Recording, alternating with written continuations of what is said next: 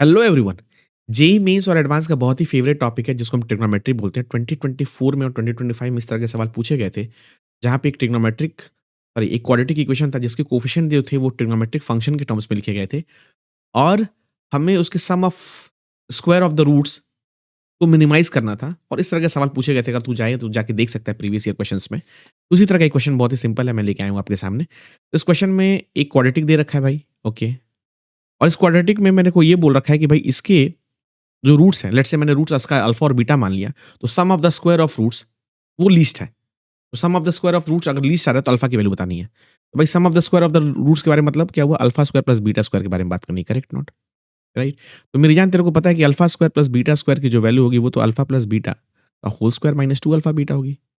और जिसने भी क्वाड्रेटिक में अगर पाप नहीं किया तो उसको ये पता है कि सम ऑफ रूट्स की वैल्यू माइनस बी बाई होती है, तो which is nothing but sin alpha minus 2 का होल स्क्वायर आएगा माइनस का 2 अल्फा बीटा की वैल्यू ये हो जाएगी minus of 1 plus sine alpha, तो which is nothing but plus बन जाएगा 1 प्लस साइन अल्फा। अब ये बेसिकली एक फंक्शन ऑफ अल्फा आ गया। इस फंक्शन ऑफ अल्फा की मिनिमम वैल्यू आ रही है तो मुझे अल्फा चाहिए। तो भाई इसको तो देख के लग रहा है ये तो साइन में क्वाड्रेटिक बनेगा, तो उसको खोल ले। Sine square alpha plus 4 minus का 4 साइन अल्फा मेरी जान और plus 2 sine alpha. Oh my God! ये देख के तो बड़ा मजा आ गया है।